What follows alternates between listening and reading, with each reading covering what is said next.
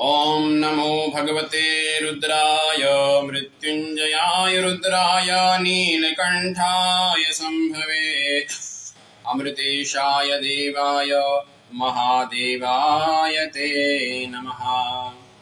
सावन माह की इस मंगलमय पर्व पर नाथों के नाथ भोलेनाथ की मंगलमय चर्चा का आख्यान हम शिव महापुराण के माध्यम से कर रहे हैं। और आज यह शिव महापुराण की इस मंगलमय कथन, इस चर्चा को आगे बढ़ाते हुए आज षष्ठम दिवस के इस मंगलमय सत्र में प्रवेश करते हैं। आइए कुछ क्षण भगवान भोलेनाथ की दिव्य मंगलमय स्तुति करें और उसके पश्चात भोलेनाथ की मंगलमय कथाओं का आज आख्यान श्रवण करेंगे। जय शिव शंकर जय शिव शंकर जय शंकर भोले। जय शिव शंकर जय गंगाधर जय शिव शंकर जय गंगाधर। करुणा कर तार हरे, करुणा कर तार हरे। जय कैलासी जय अविनाशी जय कैलासी जय अविनाशी। सुख राशि सुख सार हरे, सुख राशि सुख सार हरे। जय शिव शंकर जय गंगाधर जय शिव शंकर जय गंगाधर। करुणा कर तार हरे, करुणा कर तार हरे। जय शशि शेखर जय डमरूधर जय शशि शेखर जय डमरूधर।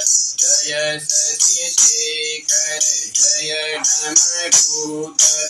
जय जय प्रेमागार हरे, जय जय प्रेमागार हरे। जय शिव शंकर जय शिव शंकर जय शंकर भोले। जय त्रिपुरारी जय मदहारी जय त्रिपुरारी जय मदहारी।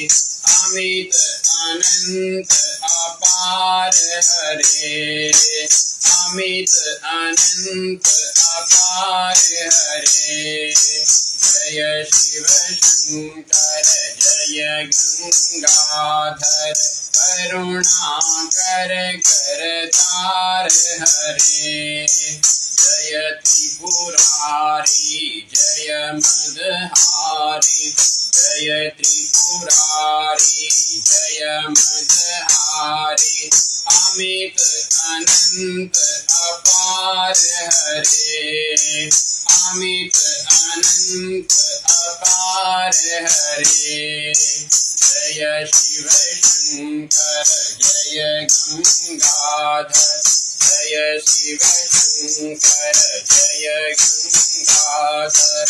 करुणा कर तार हरे, करुणा कर तार हरे। निर्गुण जय जय सगुण अनाम, निर्गुण जय जय सगुण अनामय। निर्गुण जय जय सगुण अनाम। निराकार सहकार हरे। जय शिव शंकर जय गंगाधर। करुणा कर तार हरे, करुणा कर तार हरे। जय रामेश्वर जय नागेश्वर जय रामेश्वर जय नागेश्वर। वैद्यनाथ केदार हरे, वैद्यनाथ नाथ की तार हरे। जय शिव शंकर जय गंगाधर करुणा कर तार हरे। जय शिव शंकर जय गंगाधर करुणा कर तार हरे। मल्लिकार्जुन सोमनाथ जय मल्लिकार्जुन सोमनाथ जय महाकाल ओंकार हरे। जय शिव शंकर जय गंगाधर करुणा कर तार हरे। करुणा कर तार हरे। करुणा कर तार हरे। नीलकंठेश्वर महादेव की जय। ओम गंगा तरंग रमणीय जटाकलापम गौरी निरंतर विभूषित वामभागम नारायणो प्रियमनंगमदापहारं वाराणसीं पुरपतिं भज विश्वनाथं। मृत्युंजयाय रुद्राय नीलकंठाय संभवे अमृतेशाय देवाय महादेवाय ते नमः। ओम नमो भगवते रुद्राय।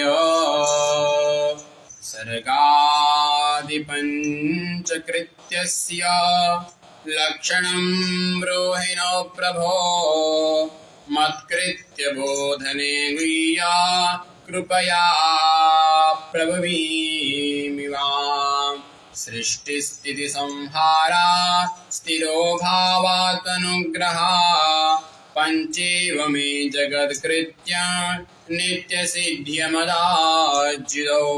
सर्गः संसार संभस्तात् प्रतिष्ठा स्थितिर्मता संहारमर्दनं तस्य तिरोभावास्त्वदुक्रमः।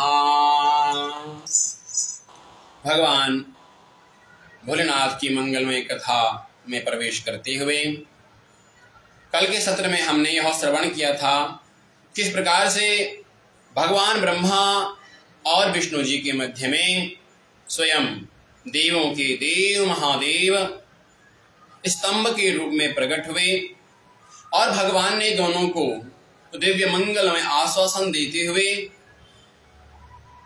उन्हें दिव्य ज्ञान प्रदान किया। ब्रह्मा जी को श्रापित किया, केतकी को श्रापित किया। ब्रह्मा जी के कहीं मंदिर नहीं होंगे, ब्रह्मा जी की कहीं पूजा नहीं होगी, पूजा होगी तो केवल यज्ञ में, छोटा सा छोटा यज्ञ हो, बड़ा सा बड़ा यज्ञ हो, वहां पर ब्रह्मा जी की पूजा होगी। ब्रह्मा जी पहले 5 मुख वाले थे। जब ब्रह्मा जी ने झूठ बोला, उस झूठ बोलने के कारण ब्रह्मा जी का एक शीर भगवान भोलेनाथ ने काट दिया। क्योंकि सत्या महाभारत में एक प्रसंग आया कि ऐसा कौन सा वचन है अथवा ऐसा कौन सा क्षेत्र है जिसके द्वारा मानव मृत्यु के बाद निसंदेह स्वर्ग को जा सकता है, उसके लिए स्वर्ग के द्वार खुले होते हैं। ऐसा कौन सा मार्ग है? तो कहा सत्यम एक पदम नित्यम। सत्य एक पद है जिस सत्य के माध्यम से वह स्वर्ग में जा सकता है और मृत्यु के बाद स्वर्ग के द्वार खुले होते हैं, वह केवल सत्य के कारण।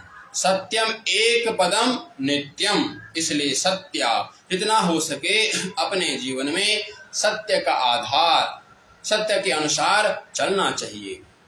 ब्रह्मा जी ने झूठ बोला था, इसलिए ब्रह्मा जी को दंडित किया गया। ब्रह्मा जी का एक शीश काट दिया गया और उसके पश्चात केतकी के पुष्प को भी श्रापित किया। भगवान विष्णु से कहा कि आज से मैं और आप में कोई भेद नहीं। शिवस्य हृदये विष्णु विष्णुस्य हृदये शिवः। आज से मेरे हृदय में आप नित्य निवास करोगे और मैं आपके हृदय में नित्य निवास करूंगा। आज से मेरे में और भगवान विष्णु में कोई भी किसी प्रकार का भेद नहीं। इस प्रकार से भगवान भोलेनाथ ने विष्णु जी को आश्वासन देते हुए यह मंगलमय आख्यान किया। उसके पश्चात सौनकादि ऋषियों ने श्री सूत जी महाराज से प्रश्न किया, गुरुदेव, अब हम आपसे पंचकृत्य के बारे में और ओंकार के बारे में जानना चाहते हैं। ओंकार की उत्पत्ति किस प्रकार से हुई और यह पंचकृत्यों की उत्पत्ति किस प्रकार से हुई, कृपया आप हमें थोड़ी विस्तार से यह वर्णन श्रवण कराइए। तब भगवान श्री सूत जी महाराज कहते हैं, ऋषियों, सौनकादि ऋषियों ने पहले प्रश्न किया, सर्गादि पंचकृत्यस्य लक्षणं ब्रूहि नो प्रभो मत्कृत्य बोधने गृह्य कृपया प्रभवीमिवा। सृष्टिस्थिति संहार स्थिरो भावात्यनुग्रह पंचेव मे जगत्कृत्य नित्य सिद्ध्या मदांचितो। उन्होंने कहा, यह पंचकृत्य क्या है, कृपया पंचकृत्य के बारे में आप हमें बतलाइए। श्री सूत जी महाराज कहते हैं, ऋषियों, पंचेव मे जगत्कृत्य नित्य सिद्ध्या मदांचितो। इस पंचकृत्य में ही यह सृष्टि ठहरी हुई है। और यह पंचकृत्य क्या है? भगवान श्री सूत जी महाराज कहते हैं, सर्गः संसारस्तत्प्रतिष्ठा पंचेव मे जगत्कृत्य नित्य संसारमच्युतः सृष्टिस्थिति संहार स्थिरो भावात्यनुग्रह। ये 5 कृत्य हैं, सृष्टि, स्थिति, संहार, तिरोभाव और अनुग्रह। ये नित्य सिद्ध हैं। इन्हीं 5 कृत्यों में यह पृथ्वी ठहरी हुई है। अब सर्ग किसे कहते हैं? पहले कहा सर्ग स्थिति। सर्ग स्थिति, सर्ग क्या है? तो भगवान श्री सूत जी महाराज कहते हैं, सर्ग संसार भस्तद प्रतिष्ठास्ति स्थितिर्मता संहारो मर्दनं तस्य तिरोभावस्तदुक्रमः। सर्ग, सर्ग वह है, सर्ग के द्वारा संसार का आरंभ है सर्ग। यानी कि जब सृष्टि की उत्पत्ति होती है उसी को कहते हैं सर्ग। और सर्ग के बाद स्थिति, स्थिति कहते हैं सृष्टि का जब पालन होता है, सृष्टि का जब विस्तार होता है, उसके पश्चात सर्ग स्थिति। सृष्टि का विस्तार होना ही स्थिति है। और नष्ट, संसार का नष्ट होना, सृष्टि का नष्ट होना ही संहार है। सर्ग स्थिति संहार और सृष्टि का उद्धार होना, उसका उत्क्रम आगे बढ़ते रहना, उसी का नाम है उत्क्रम। इसके पश्चात श्री सूत जी महाराज कहते हैं मोक्ष। मोक्ष को कहते हैं अनुग्रह। किसी के ऊपर अनुग्रह करना, इस संसार में अपने सब कृत्यों को करते हुए, सद्भावना से जीते हुए अंत समय में मोक्ष को प्राप्त करना, इसी का नाम है अनुग्रह। यह 5 प्रकार के कृत्य हैं। और इन्हीं 5 प्रकार के कृत्यों से पंच महाभौतिक भी जुड़े हुए, जिन्हें हम कहते हैं क्षिति जल पावक गगन समीरा। ये जो 5 भौतिक है, यह भी इन 5 कृत्यों से जुड़े हुए हैं। पृथ्वी प्रथम है। पृथ्वी, पृथ्वी क्या है? पृथ्वी सब कुछ पृथ्वी में उत्पन्न होता है। उसके पश्चात जल, जल से ही सबकी वृद्धि होती है। तेज, तेज से सबका नष्ट होता है। वायु के द्वारा लय होता है और आकाश के द्वारा सब पर अनुग्रह होता है। इन्हीं 5 कृत्यों को धारण करके यह पंच भौतिक बने हुए हैं। इस प्रकार से भगवान श्री सूत जी महाराज ने शौनकादि ऋषियों को पंचकृत्य के बारे में बतलाया। यह सब वेदांत का प्रसंग है जो इतनी जल्दी समझ में नहीं आता, इसके लिए खूब अभ्यास की आवश्यकता होती है। और जब तक इस विषय में चिंतन नहीं करेंगे, अभ्यास नहीं करेंगे, तो यह सब समझ में नहीं आता है। उसके पश्चात शौनकादि ऋषि ने कहा, गुरुदेव हम आपसे ओंकार का उपदेश जानना चाहते हैं। ओंकार किस प्रकार से हुआ, कृपया आप हमें विस्तार पूर्वक से बतलाइए। तस्माज्ञान सिद्धि अर्थम मंत्र ओंकार नामकम इतः परम प्रजापतम मामकम मान भार्जनम। भगवान सूत जी महाराज कहते हैं, अब मैं आपको ओंकार के बारे में बतलाता हूं। ओंकार क्या है और ओंकार की उत्पत्ति किस प्रकार से हुई। स्वयं भगवान श्री भोलेनाथ कहते हैं, वाचको यमहं वाच्यो मंत्रोऽयं हि मदात्मकः तदनुस्मरणो नित्यं ममानुस्मरणो भवेत् आत्माक्षर जात मातृकाय प्रपंचते। भगवान स्वयं भोलेनाथ कहते हैं, वाचकोऽयमहं वाच्यो मंत्रोऽयं हि ममात्मकः। वाचक भी मैं ही हूँ, वाच्य भी मैं ही हूँ, मंत्र भी मैं ही हूँ। और यह मंत्र जो है ओंकार, यह ममात्मनः मेरी आत्मा है ओंकार। ओंकार का स्मरण करने से, ओंकार का उच्चारण करने से स्वयं भगवान भोलेनाथ कहते हैं, तदस्मरणं नित्यं ममानुस्मरणं भवेत्। ओंकार का स्मरण करने से, ओंकार का उच्चारण करने से स्वयं भोलेनाथ का स्मरण होता है। भगवान कहते हैं, जो ओंकार का उच्चारण करता है ना, वो मुझे बड़ा प्रिय है, वो मुझे बड़ा प्रिय है। वो ओंकार का उच्चारण है, स्वयं मेरा उच्चारण करता है, वो मेरा मंत्र है, मेरा परम मंत्र है। मम आत्मनः, मुझे अपनी आत्मा के समान ओंकार पसंद है, इसलिए ओंकार का जप। मंत्रोऽयं हि ममात्मकः, मेरी आत्मा है ओंकार। और जो कोई भी ओंकार का नित्य स्मरण करता है, नित्य ओंकार का उच्चारण करता है, भगवान कहते हैं ममानुस्मरणम, मम अनुस्मरणम यानी कि वह नित्य मम स्मरणम, मेरा ही स्मरण करता है। भगवान कहते हैं, मेरे उत्तर मुख की ओर आकार है, यानी कि ओम।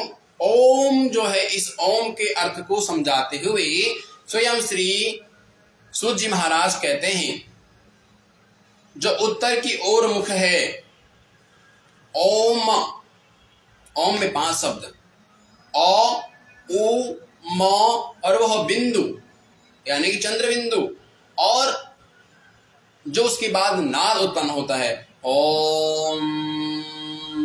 यह 5 अक्षर भगवान कहते हैं, यह 5 अक्षर, जैसे मेरे उत्तर की ओर जो मुख है वह आकार, भगवान भोलेनाथ के बारे में बतला रहे हैं। पश्चिम की ओर जो भगवान भोलेनाथ का मुख है वह उकार, और दक्षिण की ओर जो भगवान भोलेनाथ का मुख है, भगवान दक्षिण की ओर जो मुख है वह मकार, अ उ म। और पूर्व की ओर जो भगवान का मुख है वह चंद्र बिंदु, और जो मध्य में स्थित है वह नाद। नाद का मतलब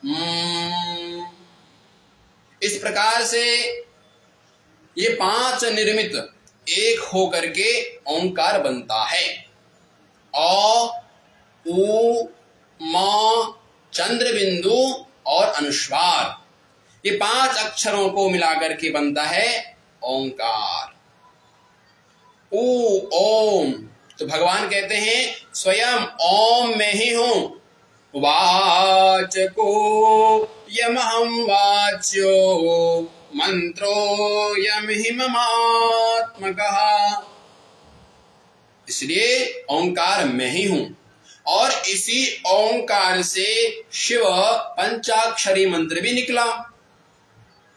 शिव पंचाक्षरी मंत्र किस प्रकार से निकला, आइए एक दृष्टि उसको भी देखें। ओंकार जिस प्रकार से ओम में 5 शब्द हैं, अ, उ, म, चंद्रबिंदु, अनुस्वार। भगवान श्री सूत जी महाराज कहते हैं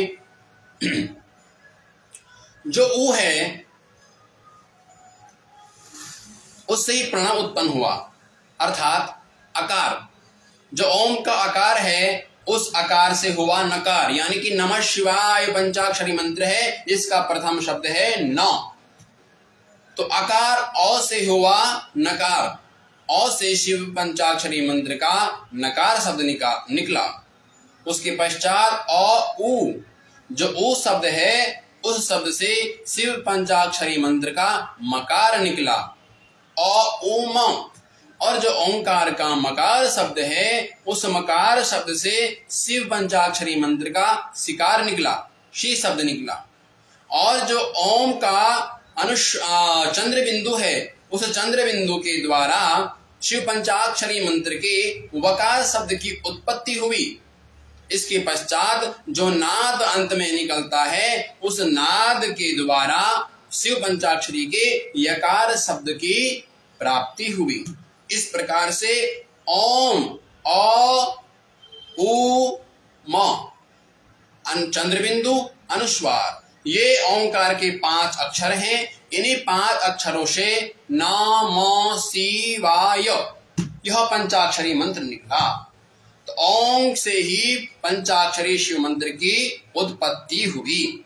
भगवान कहते हैं इस शिव पंचाक्षरी मंत्र के उच्चारण करने से, इसके नित्य जप करने से, इसके अनुष्ठान करने से सिद्धियां प्राप्त होती है।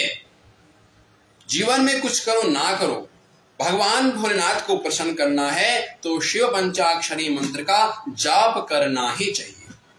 भगवान भोलेनाथ कहते हैं कोई ओंकार का जप करे अथवा शिव पंचाक्षरी मंत्र का जाप करे तो वह एक समान है, क्योंकि ओंकार जो है वह मेरी आत्मा है और मुझे इतना प्रिय ओंकार शब्द है जितना मुझे अपना शिव पंचाक्षरी मंत्र है।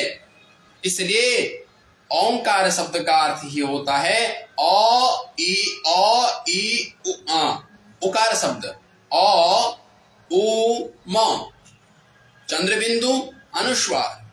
इसी से निकला है शिव पंचाक्षरी मंत्र और इसी ओंकार के मध्य से शिव पंचाक्षरी मंत्र का प्रादुर्भाव हुआ और इस पंचाक्षरी मंत्र को जपने से सिद्धियां प्राप्त होती है। इस प्रकार से भगवान भोलेनाथ इस मंत्र की दीक्षा अब स्वयं ब्रह्मा जी को और विष्णु जी को इस पंचाक्षरी मंत्र की दीक्षा देते हैं। नमः प्रणवाच्याय नमः प्रणवलिंगिने नमः सृष्ट्याद्रिकर्ते च नमः पंचमुखायते।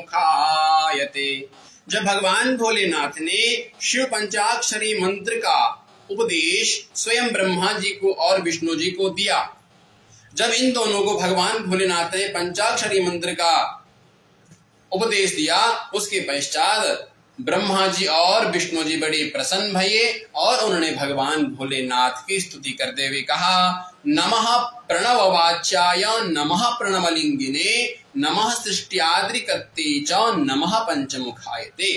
हे भोलेनाथ, आप ही प्रणव हैं, आप ही वाच्य हैं, आपको हम नमस्कार करते हैं।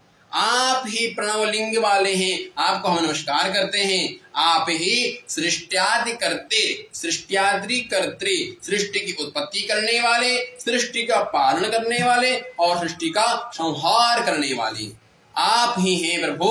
हम आपको नमन करते हैं। आपके 5 मुख हैं, नमः पंचमुखायते। आप 5 मुख वाले हैं प्रभु, आपको हम नमस्कार करते हैं। इस प्रकार से भगवान श्री भोलेनाथ ने भगवान ब्रह्मा जी को और विष्णु जी को शिव पंचाक्षरी मंत्र का दिव्य उपदेश प्रदान किया। इसके पश्चात भगवान भोलेनाथ वहां से अंतर्धान हो गए और शौनकादि ऋषियों ने श्री सूत जी महाराज से कहा, गुरुदेव आप हमें शिवलिंग के बारे में बतलाइएगा कि शिवलिंग की स्थापना किस प्रकार से करनी चाहिए और कौन कौन से शिवलिंग होते हैं, किस किस प्रकार की शिवलिंग की हमें उपासना करनी चाहिए और कौन कौन से शिवलिंग की उपासना करने से क्या फल की प्राप्ति होती है, कृपया आप हमें विस्तार पूर्वक से बतलाइए। कथम लिंगम प्रतिष्ठाप्य कथम तस्य लक्षणम, किस प्रकार से शिवलिंग की हमें प्रतिष्ठा करनी चाहिए और किस प्रकार के शिवलिंग होने चाहिए, कृपया करके आप हमें विस्तार पूर्वक से बताइए। शौनकादियों के प्रश्न करने पर श्री सूत जी महाराज कहते हैं, ऋषियों सुनिए, यथेष्टम लिंगमारोप्य यत्रस्या नित्य अर्चनम पार्थिवेन तथाप्येन तेजसेन यथा रुचि। भगवान सूत जी महाराज शौनकादि ऋषियों कहते हैं, हे ऋषियों, अब शिवलिंग की हमें प्रतिष्ठा करनी है तो कैसे स्थान पर प्रतिष्ठा करें? तो कहें यथेष्टम लिंगमारोप्य यत्रस्या नित्य अर्चनम। साफ साफ सी जो सूत जी महाराज ने कहा, जहां हमारे से भगवान भोलेनाथ का नित्य अर्चन हो, नित्य पूजन हो सके, ऐसे शुभ स्थान पर भगवान भोलेनाथ की स्थापना करनी चाहिए, जहां पे हम भगवान भोलेनाथ का पूजन करने में, उनका अर्चन करने में, उनके नित्य दर्शन करने में, उनकी प्रदक्षिणा करने में, सोमवार के दिन उनको जल चढ़ाने में हम और हमारे परिवार वाले सब क्या हैं, एकत्रित हो सके, ऐसे स्थान पर हम उनकी स्थापना करें, कहीं भी स्थापना ना करें। अगर हम ऐसे स्थान पर भगवान भोलेनाथ की स्थापना करते हैं तो जो भी पूजा अर्चना हम करते हैं उसका हमें फल प्राप्त होता है कि पार्थिवेन तथाप्येन तेजसेन यथा रुचि। अब भगवान भोलेनाथ ने कहा, सूत जी महाराज ने कहा, भोलेनाथ की पार्थिव पूजा आप कर सकते हैं। पहले तो मिट्टी का शिवलिंग, मिट्टी के शिवलिंग से भी आप भगवान भोलेनाथ की पूजा करें। अगर आप मिट्टी के शिवलिंग से भगवान भोलेनाथ की पूजा नहीं कर सकते, आप थोड़ी धनवान हैं, भगवान ने आपको भरपूर दिया हुआ है, भगवान ने आपको समर्थवान बनाया हुआ है, तो पार्थिवेन धापेन, तो आप किसी भी धातु की प्रतिमा बना सकते हैं। भगवान भोलेनाथ के किसी भी धातु की पिंडी, तांबे की पिंडी लीजिए, पीतल की पिंडी लीजिए। भगवान ने आपको और समर्थवान बनाया है तो चांदी की पिंडी बना लीजिए, भगवान ने और समर्थवान बनाया है तो स्वर्ण की पिंडी बना लीजिए। जिस भी पिंडी में आपको, जिस भी शिवलिंग में आपको बड़ा स्नेह होता हो, उस प्रकार की पिंडी आप बनाइए, उस प्रकार का शिवलिंग आप बनाइए। इतना सुख और इतना सरल सा साधन जितना शिव महापुराण में भगवान भोलेनाथ के लिए दिया गया है, इतना किसी भी पुराण में नहीं है। अरे सूत जी महाराज ने तो यहां तक कह दिया है कि अगर आप किसी धातु की पूजा नहीं कर सकते हैं, किसी पिंडी की आप पूजा नहीं कर सकते, पार्थिव लिंग नहीं बना सकते हैं, स्वर्ण लिंग नहीं बना सकते हैं, भगवान श्री राम ने तो समुद्र निकट पे जब लंका के लिए प्रस्थान कर रहे थे, भगवान शंकर ने तो स्वयं बालू की ही शिवलिंग बनाई। भगवान के परम भक्त उद्धव ने भी स्वयं एक पाषाण पत्थर के शिवलिंग में भगवान की प्रतिष्ठा की।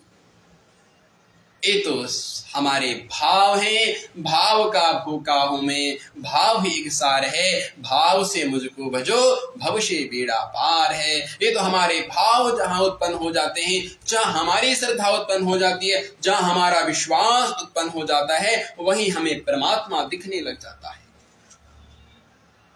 अनेकों बार हम तीर्थ स्थानों में स्नान करने के लिए जाते हैं, कभी हरिद्वार इत्यादि, ऋषिकेश अथवा प्रयाग में अथवा सप्तपुरियों में, किसी भी तीर्थ स्थान में जब स्नान करने के लिए जाते हैं तो गंगा जी में डुबकी लगाते हैं और गंगा जी में डुबकी लगाई और आगे आगे गए तो देखते हैं उसी समय हमारे पांव में एक पत्थर टकराता है, और उस जो पत्थर टकराता है उस पत्थर को निकाल के देखा, अरे वाह कितना सुंदर पत्थर है। अब तो भैया इस पत्थर को मैं घर लेकर के जाऊंगा और इस पत्थर से मैं अब नित्य निरंतर भगवान भोलेनाथ को इसमें स्थापित करके भगवान भोलेनाथ की पूजा करूंगा। आज तक वो साधारण पत्थर था, परंतु जहां हमारी श्रद्धा उत्पन्न हुई, जहां हमारे भाव उत्पन्न हुए, वहीं हमें परमात्मा दिखने लगता है। यानी महाराष्ट्र के एक परम संत श्री नामदेव जी महाराज, इतना सुंदर महाराज का चरित्र है, इतना सुंदर महाराज का चरित्र है, इतना कम है। इतने भगवान विट्ठल के भक्त, जहां भी देखो सब में विट्ठल को देखते, विट्ठल विट्ठल विट्ठल, सब में विट्ठल का ही दर्शन करते। एक दिन महाराज नामदेव जी रोटी बना रहे थे और जैसे ही रोटी बनाए पीछे से एक कुत्ता आया और उसने रोटी उठा करके भाग गया। महाराज घी की कटोरी लेकर के उसके पीछे पीछे भाग रहे हैं। महाराज ने कहा, अरे रुको रुको रुको। क्यों रुको? भगवान ने कहा, महाराज ने कहा कि सूखी रोटी मत खाओ, मैं घी लगा लेता हूं और घी से छोड़ करके आप रोटी खाइए, क्योंकि उनको तो उस कुत्ते में ही विट्ठल का दर्शन हो गया। महाराज ने इतने सारे मंदिरों की स्थापना की है, सनातन धर्म का तो उन्होंने प्रचार किया ही किया। और आज महाराज ने हरियाणा क्षेत्र में महाराज 20 वर्षों तक रहे और 20 वर्षों तक महाराज ने हरियाणा क्षेत्र में इतना भक्ति का प्रचार किया कि आज पंजाब के लोग उन्हें अपने गुरु के रूप में मानते हैं। पंजाब में 100 से अधिक गुरुद्वारा ऐसे हैं जो कि संत श्री नामदेव महाराज के नाम से प्रतिष्ठित हैं, जिन गुरुद्वारा में स्वयं महाराज नामदेव की प्रतिमा है। और पंजाब में उन्हें भगत नामदेव के नाम से जाना जाता है। आज भी जब पंजाब में भगत नामदेव के बारे में कहते हैं ना, तो पंजाबी लोगों के आंसू से अश्रु धाराएं बहते हैं। इतना ही नहीं, स्वयं महाराज नामदेव ने जो सिख धर्म का ग्रंथ है गुरु ग्रंथ साहिब, उसमें स्वयं भगवान संत श्री नामदेव महाराज ने 100 से अधिक अभंग उन्होंने अपनी कीर्तियां उस गुरु ग्रंथ में लिखी है। तो इतने महान संत हमारे श्री नामदेव जी महाराज। कहने का तात्पर्य यही है, जहां हमारी श्रद्धा उत्पन्न हो जाती है वहीं भाव प्रकट हो जाता है, वहीं स्वयं भगवान हो जाते हैं। अरे भाई, प्रहलाद को क्या मालूम था कि इस खंबे में भगवान है, परंतु जहां भाव उत्पन्न हुआ, कहा कि हाँ इस खंबे में भगवान ने, उनके पिता ने कहा तेरा भगवान कहाँ है? उसने कहा मेरा भगवान सर्वत्र है, क्या इस स्तंभ के अंदर तुम्हारा भगवान है? कहा हाँ। सो उसके पिता ने गदा उठाई और जैसे गड्ढा से उस खंबे पर प्रहार किया तो नरसिंह भगवान की जय। तो ये सब भाव है, जहां हमारे भाव उत्पन्न हो जाते हैं वहां परमात्मा हमें दिखने लगता है और वहीं परमात्मा के दर्शन हो जाते हैं। इसलिए शिवलिंग के लिए कहा कि पार्थिव शिवलिंग की पूजा नहीं कर सकते, मत करो। अरे स्वर्ण की मूर्ति नहीं बना सकते, मत बनाओ। चांदी की नहीं बना सकते, मत बनाओ। इतना तक शिव महापुराण में कह दिया है कि अंगुष्ठादावपि तथा पूजा मच्छिन्त्यन्ति केचन। केवल अपने अंगुष्ठ में ही, इस अंगुष्ठ में ही, अपने अंगुष्ठ में ही भगवान भोलेनाथ को देख करके अपने अंगुष्ठ का ही पूजन करो, वह पूजन भी भगवान भोलेनाथ को अर्पण हो जाता है। इसलिए भगवान श्री सूत जी महाराज ने अनेकों प्रकार के प्रसंग यहां पर बतलाइए। अब हम इस विषय को कल देखेंगे कि किस प्रकार से हमें शिवलिंगों की प्रतिष्ठा करनी चाहिए और किस प्रकार के मंदिर में प्रतिष्ठा करनी चाहिए और कैसी भूमि हो। इस प्रकार का जितना भी आख्यान है हम इसको कल देखेंगे। और आज के सत्र में समय का अभाव होते हुए आज के सत्र में यहीं पर और इस कथा को आज हम भोलेनाथ के चरणों में अर्पण करते हैं। जाते जाते भगवान भोलेनाथ का नाम स्मरण करते हुए जाएंगे। जय शिव शंकर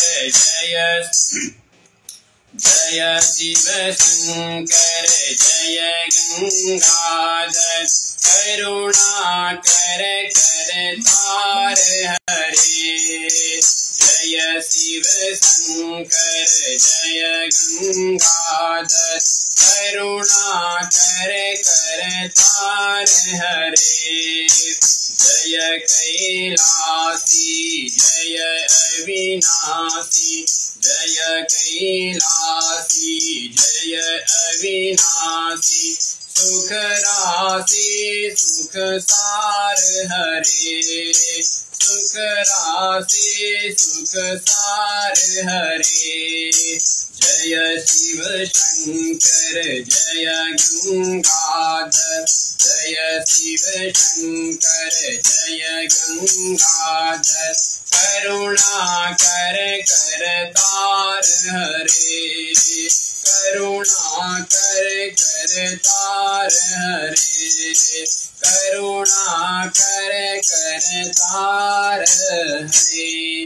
नीलकंठेश्वर महादेव की जय। श्री केदारेश्वर महादेव की जय। श्री मालेश्वर महादेव की जय। सद्गुरुदेव भगवान की जय। तत्सत् श्री नीलकंठेश्वर महादेव शरणार्पणमस्तु। नमः पार्वती पतये। हर हर महादेव।